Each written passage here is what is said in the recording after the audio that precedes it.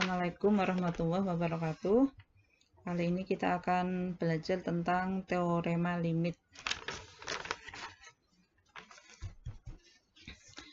Ada teorema limit utama, ada 9 teorema. Di sini teoremanya berbunyi, misalkan N bilangan bulat positif, K-nya adalah konstan, F dan G adalah fungsi yang mempunyai limit di C, maka berlaku yang pertama adalah limit X menuju C, suatu fungsinya fungsi konstan, kan tadi konstan adalah hasilnya konstan. Fungsi konstan itu seperti fungsi Y sama dengan 5, itu adalah fungsi konstan. Yang kedua, limit X untuk X menuju C itu sama dengan C. Kayak disubstitusikan ya ini. Terus yang ketiga, limit K kali Fx, K-nya konstan, F-nya fungsi, untuk X menuju C sama dengan konstannya bisa keluar dari limit, menjadi K kali limit Fx untuk X menuju C. Yang nomor 4, limit penjumlahan dua fungsi, Fx tambah Gx untuk X menuju C, hasilnya adalah masing-masing fungsi itu dilimitkan. Yang nomor 5 adalah limit pengurangan dua fungsi, maka masing-masing fungsi itu dikurangkan. Yang nomor 6, limit perkalian dua fungsi, maka masing-masing fungsi itu dikalikan. Yang nomor 7, pembagiannya, tapi untuk pembagian jelas ada syarat, adalah Gx-nya tidak boleh sama dengan 0. Ya. Limit Gx untuk X menuju C nggak boleh sama dengan 0. Nomor 8, limit Fx pangkat N untuk X menuju C, ini limit perpangkatan, maka pangkatnya bisa ditaruh di luar, dilimitkan Fx-nya, kemudian dipangkatkan N. Nomor 9, limit akar pangkat N dari Fx, maka limitnya bisa dimasukkan ke dalam akar pangkat itu.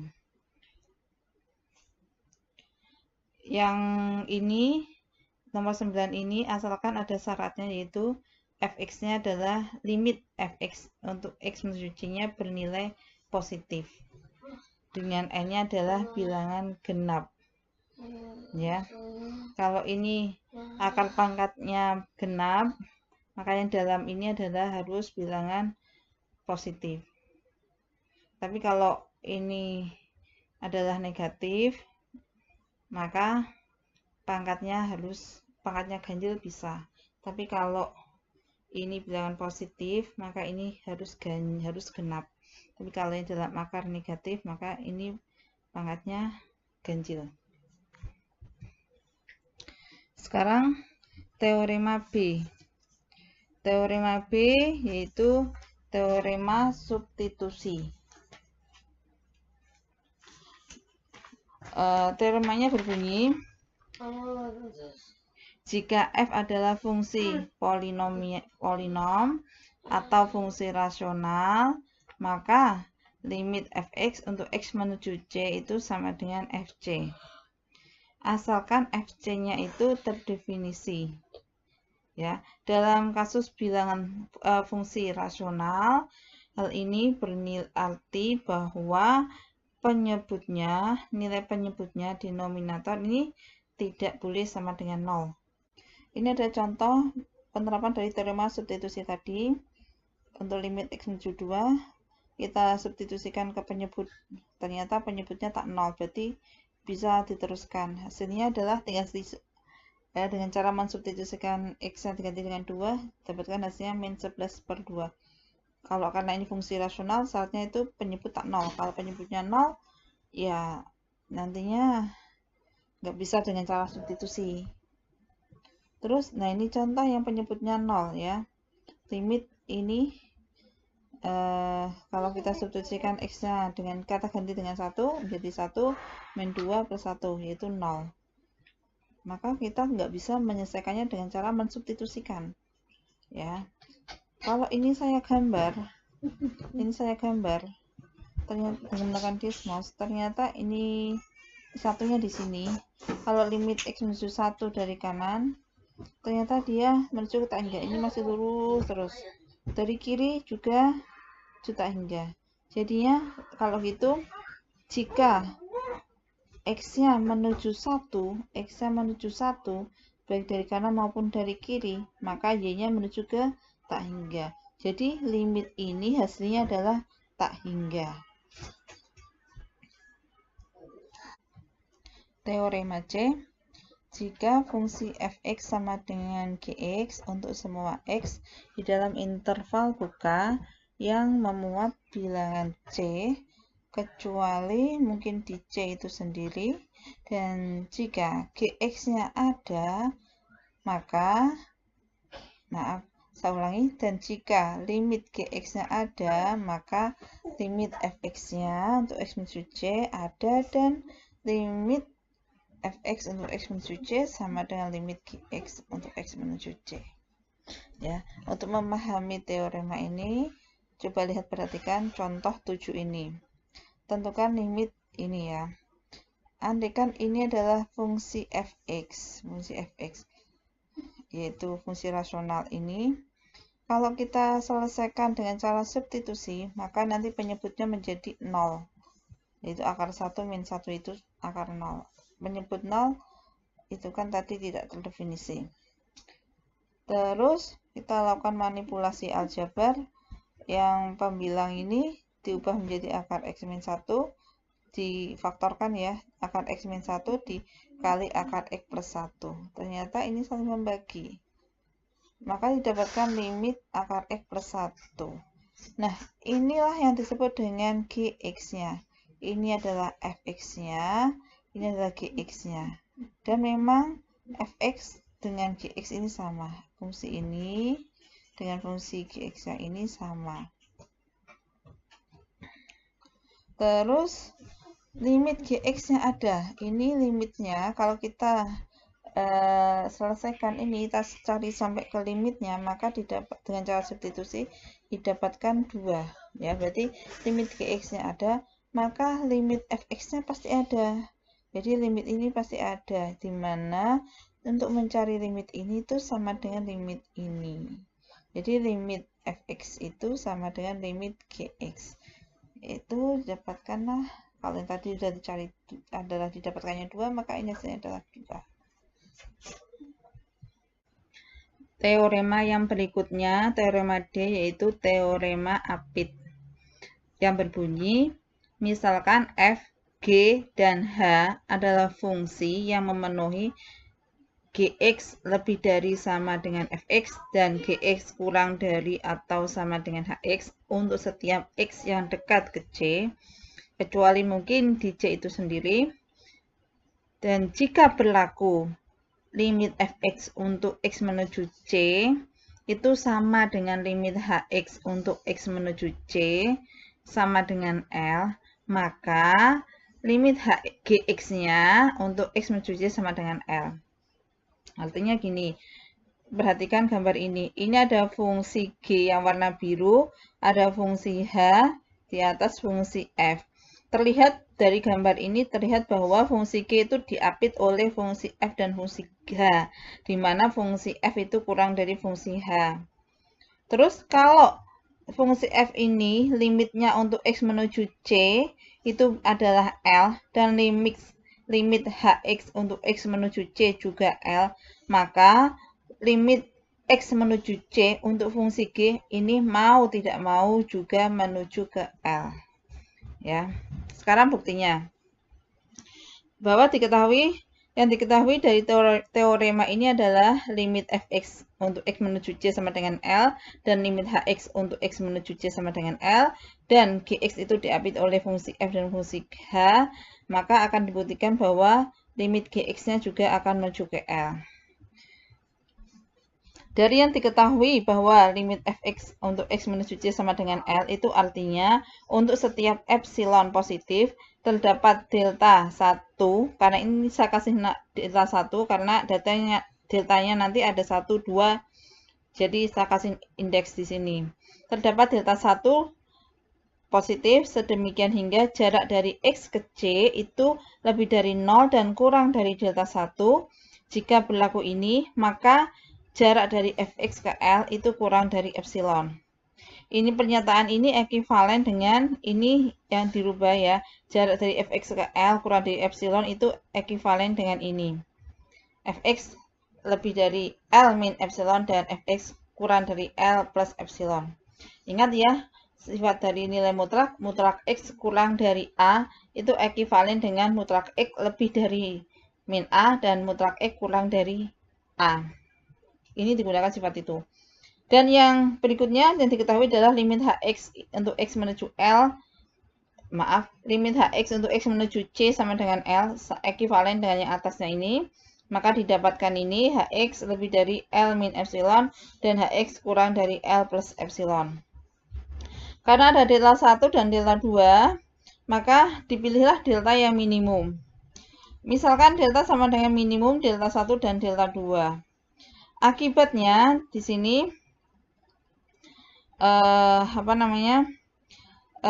jarak dari X ke C itu kurang dari delta. Akibatnya jika jarak dari X ke C itu kurang dari delta, maka kan dipilih deltanya minimum ya. Perhatikan ini.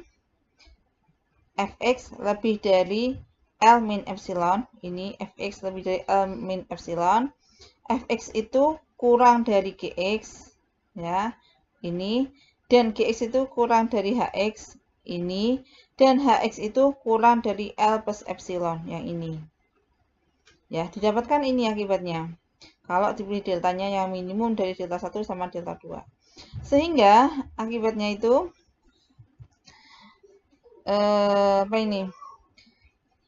L min epsilon kurang dari Gs kurang dari L plus epsilon. Ini menjadi sebelah sini. Ini ekuivalen dengan mutlak Gx min L kurang dari epsilon. Sehingga karena terjadi jarak X ke C itu kurang dari delta dan jarak Gx ke L itu kurang dari epsilon, akibatnya adalah limit Gx untuk X menuju C sama dengan L. Terbukti. Sekarang ini adalah contoh dari penggunaan teorema Apit ya. Gunakan teorema Apit untuk membuktikan bahwa limit mutlak X sin 1 per X untuk X menuju 0 sama dengan 0. Di sini jelas bahwa sin X atau sin T ya. Sin T itu nilainya terletak di antara min 1 sampai 1. Ini. Terus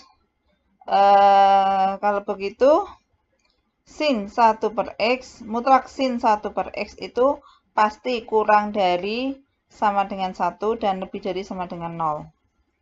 Ya. Sin apapun, sin T, berapapun T-nya, itu letaknya di antara min 1 sampai 1. Maka kalau dikasih mutlak ini, sin apapun nilainya adalah terletak kurang dari sama dengan 1 dan pasti karena mutlak itu positif, di sini lebih dari sama dengan 0. Ini syaratnya X-nya tak boleh 0. Karena kalau 0 tak terdefinisi nanti. Sehingga semua ruas ini dikalikan dengan mutlak X ya, supaya membentuk seperti yang ditanyakan. Kita kalikan dengan mutlak X semua ruas ini tetap 0, yang ini menjadi mutlak X kali sin 1 per X, yang kanan mutlak X. Lalu mutlak X dikali mutlak ini kan mutlaknya bisa jadi 1 ya, ingat rumusnya sifat dari nilai mutlak A kali mutlak B sama dengan mutlak AB gitu. Jadi di sini menjadi mutlak X sin 1 per X. Kurang dari sama dengan ini mutlak X. Lalu ini kita gunakan teorema Apit. Karena mutlak ini terletak di antara 0 sampai mutlak X, maka kita gunakan teorema Apit. Kita cari limit masing-masing di sebelah kanan maupun sebelah kiri. Limit ini yang ditanyakan adalah X menuju 0, maka di sini limit X menuju 0 dari fungsinya 0 adalah 0. Dan limit mutlak X untuk X menuju 0 adalah 0 ya. Kalau ini kan pastinya kalian sudah tahu ya cara mencarinya. Kalau ini kan pakai limit sifat konstan itu ya. Terus kalau yang ini mau mencari limit yang ada mutlaknya, ini apa namanya, mutlaknya bisa dihilangkan. Jadi kalau X-nya mutlak X itu sesuai dengan definisi nilai mutlak X itu akan sama dengan X untuk X yang lebih dari sama dengan 0. Berarti limit X menuju 0 dari kanan, ya dari kanan berarti ini mutlak X, yaitu X-nya, yaitu 0. Kalau mutlak X sama dengan min X, mutlak X sama dengan min X kalau X-nya negatif. Kalau negatif berarti kan X-nya menuju 0 dari kiri ya. Jadinya juga 0 hasilnya. Maka nilai limit ini adalah 0. Karena limit kiri maupun, karena limit untuk yang fungsi di batas kiri dan limit fungsi di batas kanan sama, yaitu bernilai 0, maka mau tidak mau yang diapit ini adalah bernilai 0. Contoh, ini contoh ya. Asumsikan bahwa fungsi sin X per X itu terletak di antara 1 min X kuadrat per 6 dan kurang dari sama dengan 1. Untuk setiap X yang dekat tetapi berbeda dengan 0 ya. Dapatkah kita simpulkan bahwa limit sin X per X untuk X menuju 0? Apa yang dapat kita simpulkan tentang limit sin X per X untuk X menuju 0? Ya, ini sudah diketahui bahwa fungsi sin X per X itu terletak di antara ini ya.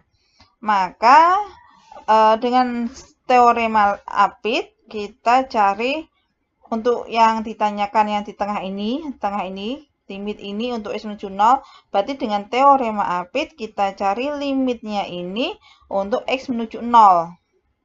Limitnya ini untuk X menuju 0 berapa? Limitnya ini untuk X menuju 0 berapa? Yang ini jelas, ia bernilai limit X menuju 0 dari fungsi konstan 1 adalah konstan, yaitu 1 ya. Yang ini 1. Terus ini kalau kita limitkan untuk X menuju 0, limit X menuju 0 1 min X kuadrat per 6. Berarti X-nya langsung disubstitusi, diganti dengan 0. Jadi 1 min 0 per 6. 0 per 6 adalah 0. Maka di sini bernilai 1. Jadi yang sebelah kanan bernilai 1, sebelah kiri juga bernilai 1. Sehingga yang di tengah ini juga bernilai 1. Limit sin X per X untuk X menuju 0. Gitu. Nah, sekarang soal latihan juga. Buktikan bahwa limit fx untuk x menuju c sama dengan L jika dan hanya jika limit fx min L untuk x menuju c sama dengan 0. Ini karena panahnya dua arah, maka kita membuktikannya dua kali. Dari kiri ke kanan dan dari kanan ke kiri. Sekarang kita buktikan yang dari kiri ke kanan. Yang diketahui berarti limit fx sama dengan L untuk x menuju c. Kemudian yang akan kita buktikan yang ini. Jadi jika berlaku sebelah kiri, maka pasti berlaku sebelah kanan. L ini kita pindahkan ke kiri. Kemudian L ini bisa kita tulis limit L untuk X menuju C. L itu kan konstan ya. Berarti limit L untuk X menuju C, berapapun C-nya, pasti ya konstan, yaitu L itu sendiri. Jadi ini sama ini setara. Jadi, dan ini karena ini sudah dipindah ke kiri tadi, maka di kanan sama dengan 0. Sehingga limit dengan sifat limit sifat limit yang keberapa nanti silakan kalian cek. Pengurangan limit dikurangi dengan limit, maka fungsinya dikumpulin jadi 1. Jadi menjadi limit X menuju C. Ini karena sama-sama menuju C ya. Kalau ini menuju C, ini menuju A ya beda, nggak bisa dikumpulin. Sama-sama menuju C, jadinya ini menjadi limit X menuju C fx min L sama dengan 0. Jadi terbukti yang kanan. Sekarang dari kanan yang diketahui yang akan dibuktikan yang sebelah kiri. Yang diketahui ini. Ini sebenarnya sama aja dengan ini, cuma ini arahnya ke atas ya. Sebenarnya sama aja. Ini menjadi ini ya, limit fx untuk X menuju C dikurangi limit L-nya diganti limit L X menuju C. Limit konstan sama dengan 0.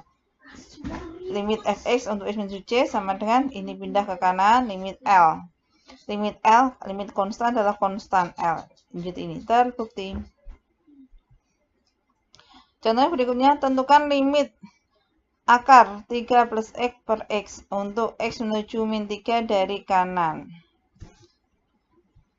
X menuju min 3 dari kanan. Ya udah kita substitusikan aja X. Maka didapatkanlah nilainya adalah 0.